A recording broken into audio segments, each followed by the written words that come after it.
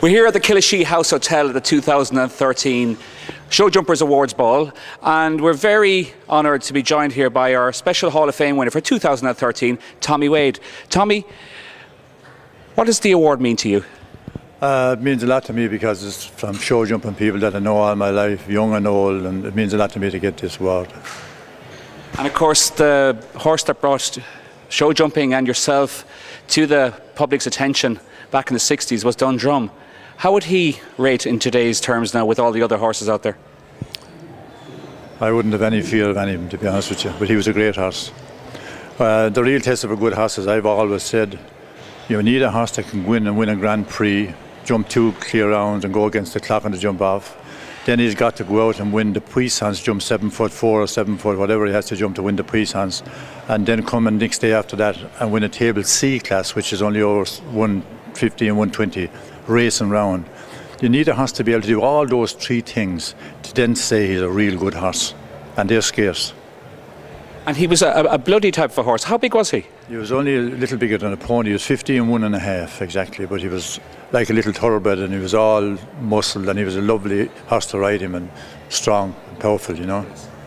And you rode in many arenas around Europe at the time, and you're actually wearing the special gold watch you won in the Grand Prix in Brussels. Can you tell us a bit about that day? Yeah, that was my first visit to Brussels, and I won the Grand Prix in Brussels.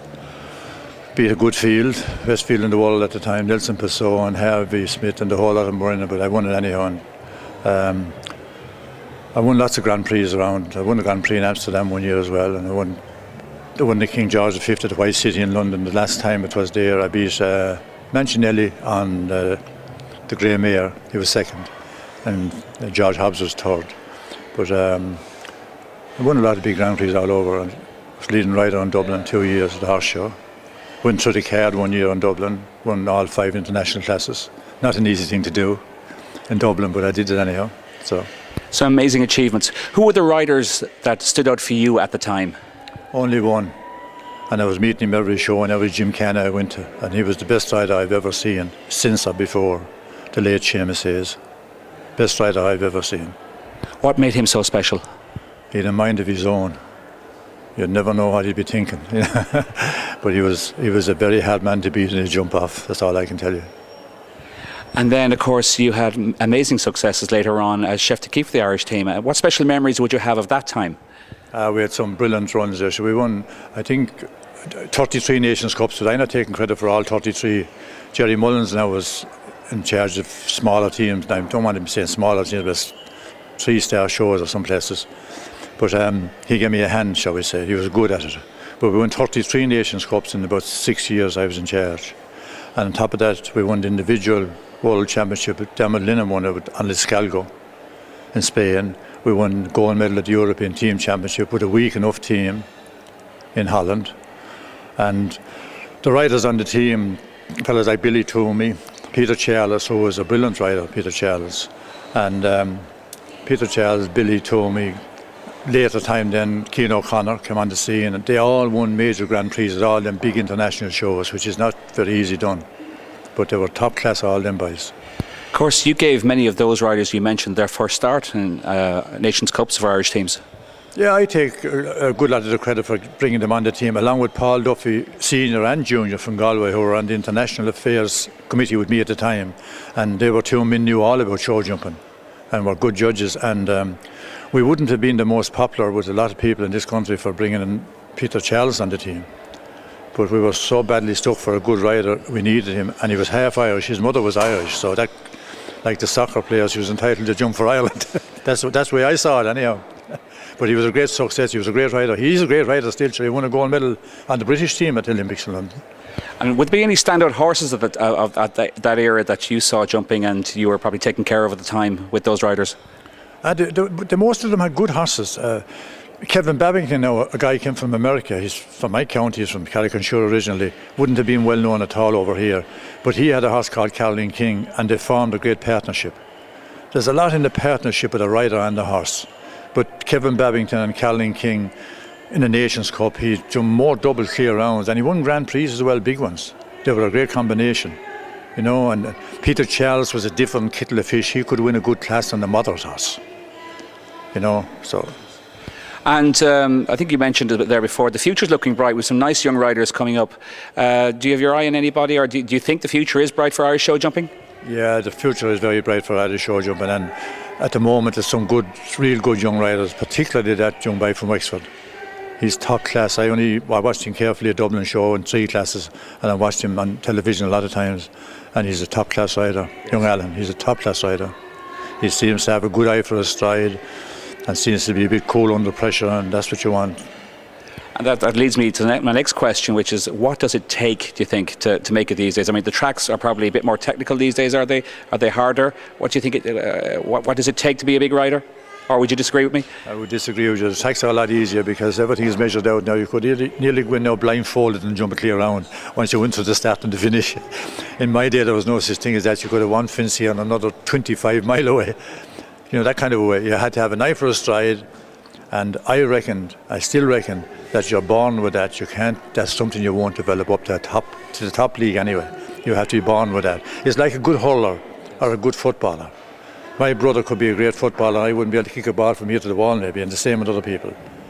So you're born with that gift. You have that eye that you can see, and if you haven't got that eye for a stride, you're in big trouble once you get up to grades. You have no chance. So you think it's a challenge for course designers? They should maybe throw away the rule book and go back to the old ways again?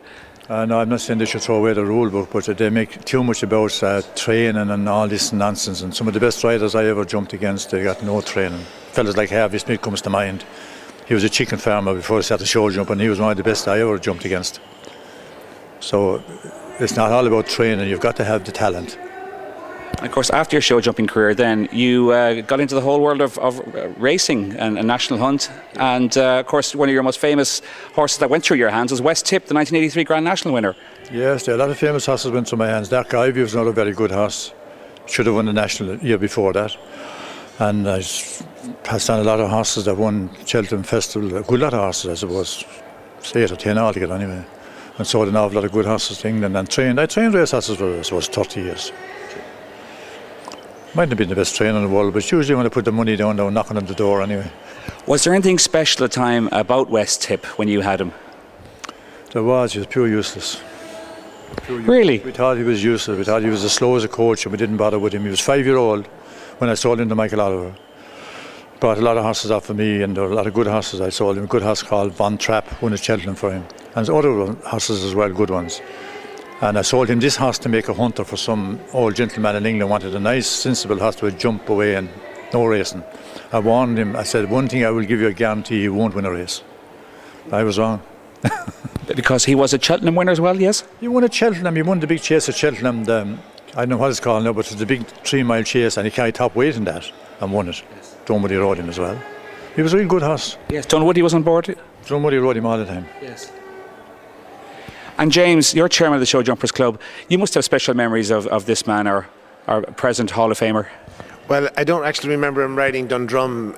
My father would have competed against him a lot, you know, and a lot of respect for Tommy Wade, because as Tommy's told me earlier, they bought a lot of horses of one another. He sold my grandfather horses all down through the years. But what I would say about Tommy had the will to win, and when you jumped on a team, you were on there to do a job, and God help you if you didn't do the job. And that's what brought him a lot of success. I remember one particular year, I think they won 10 Nations Cups one after another, which was unheard of. But Tommy he drove fear into the riders, you know, they had great respect for him, and he got the best out of riders. And they might not always agree about what he said or what he did, like his tactics, but he always got the best out of everybody, young and old. So Tommy, just following on James's point there, was there a certain amount of psychology involved in being a chef de keep and making guys get there and make them get that winning mentality? You had to know each rider. Each rider was different. And we had a girl on the team most of the time, Jessica Curtin. She was a good rider, very good rider. But difficult enough at times, you know. She might want to do one thing and I wouldn't want her to do that kind of thing. But I'll give you an example. The year that we won the gold medal, team gold medal, Dermot Lennon was last man in on Liz Calgo, and she was jumping out of her skin at the time. And the jumping pocket practice ring was down about 200 yards from the main ring. They couldn't see it, only they'd be called to come up, and they come up along then. So I knew if Dermot Lennon jumped a clear along, we'd have won. There was only Sweden to go after us, and they couldn't beat us. And I knew I had figured out the score that if he jumped the clear round, we had the the European Championship won. And I went down and met Dermot Linton on the way up, and he said to me, "How are we going?" And I says, "We're not going so bad at all. He can tell you this. We're not going so bad at all. If you go clear, we'll finish third. That's if the Swedish fella behind us don't jump a clear round, and then we'll be only fourth. But if you jump a clear round, we have a good chance of third." And he said, "That's not so bad." So he went in with no pressure on him. And he rode the best round I ever seen him in my lifetime, and jumped a clear round, and we won the European Championship. Clever tactics. They talk about sports psychology today, don't they? It's only all rubbish. It's only all rubbish. And James, it's been a great year for Irish show jumping, and especially in the domestic front. Lots of young riders who are picking up awards there today. Would you be hoping for the future as well? Oh yeah, as Tommy said, we have lots of great young riders, and I have to sort of mention, and Tommy mentioned, Bertram Allen is pure natural talent, and I totally agree with Tommy and what he says about that. You can't teach that young fella. He's just a pure natural. He's winning classes. He can see strides a long way. Don't get me wrong, he got help from Colin Power in his younger days. Everything all helps, but that young lad has got tremendous talent, so he has, and a big future. He's exciting for Ireland by him, and lucky enough he's the sponsor and his father behind him to put good horses under him. But regardless of any other horse, he gets the best out of any horse he sits on. And he does seem to have the hunger to win and succeed, doesn't he? Oh my God, sure, he was the leading, as I said earlier on, he's the leading international at Dublin Horse Show. On his first year jumping in seniors in Dublin, unbelievable. And second in the European Championships, and last year I think he could have been third or something in the Junior European Championships. Brilliant talent.